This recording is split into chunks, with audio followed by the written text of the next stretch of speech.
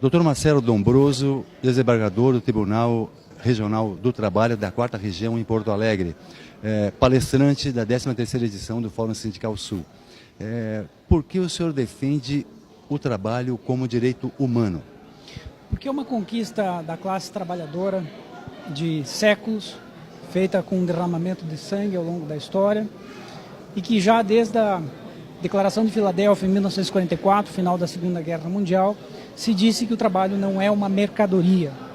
É um valor internacionalmente reconhecido, Declaração Universal de Direitos Humanos, no Pacto Internacional de Direitos Civis e Políticos, no Pacto Internacional de Direitos Econômicos, Sociais e Culturais, na Convenção Americana de Direitos Humanos, que diz que o trabalho é um direito humano.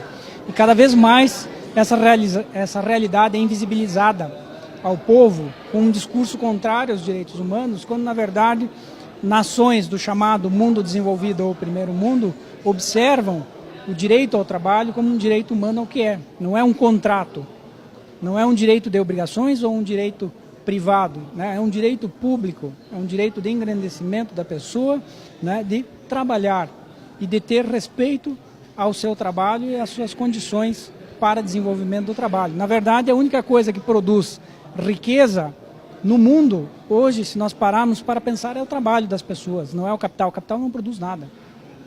Na verdade, o capital é improdutivo. Quem produz riqueza é o trabalho e é um direito humano.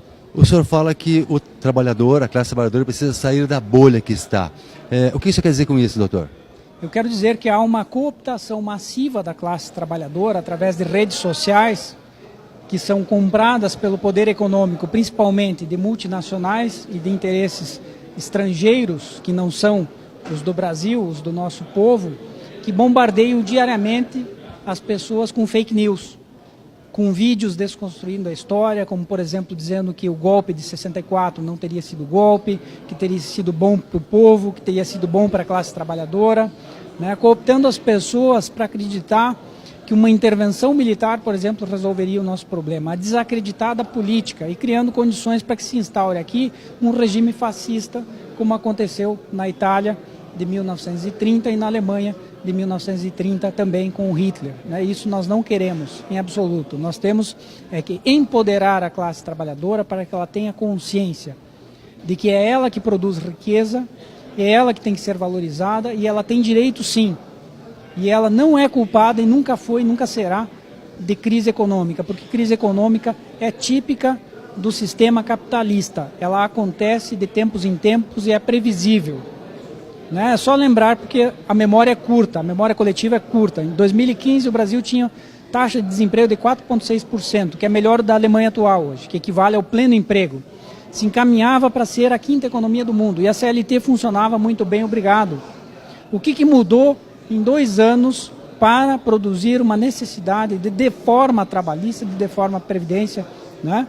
Em tão pouco tempo, para um país que não mexeu nas suas reservas monetárias, que hoje possui a 8ª maior reserva monetária do mundo, que é um lastro, né, de 400 bi de dólares, que pode usar em favor do seu povo, pode e deve, para desenvolver infraestrutura. Por exemplo, nós não temos ferrovias e as pessoas não discutem por que nós não temos ferrovias. E toda nação desenvolvida tem ferrovia, para integrar pessoas e não só para sugar os nossos recursos naturais para fora.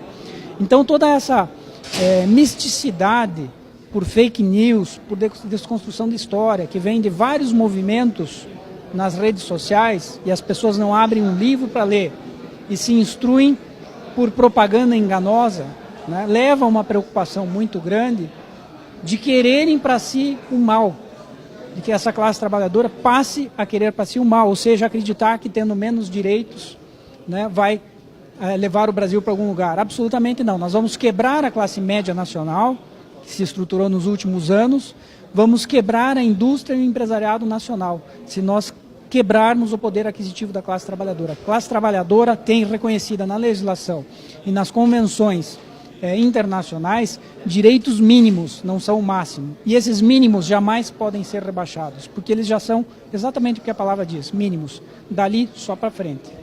Diante dos ataques sofridos pela classe trabalhadora, o senhor vê efetivamente a ameaça de um fascismo no Brasil hoje em dia?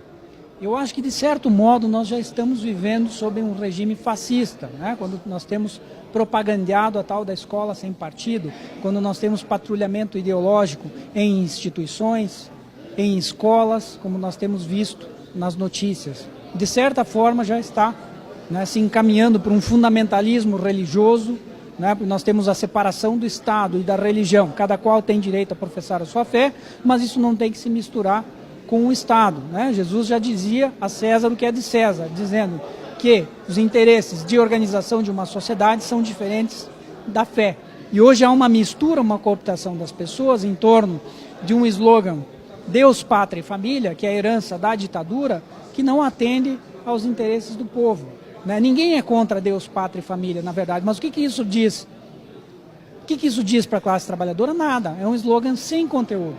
Ninguém é contra isso, ninguém pode ser contra isso. Mas com isso se ilude a classe trabalhadora para que ela deseje menos direitos e para que ela desacredite da política e queira desejar uma intervenção militar ou um golpe, né, acreditando que um regime de força vai salvar o Brasil. Não vai nos pôr no buraco, né? Nós temos que nos preocupar sim com isso, em de tirar as pessoas dessa bolha com a qual são bombardeadas diariamente, ou de dizer que a deforma da Previdência é necessária. Olha, não é necessária.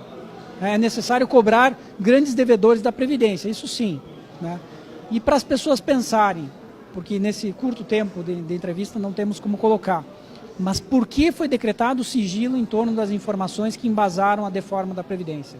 Por que o povo não pode saber dessas informações? Aí tem, né? Só para pensar e sair da bolha.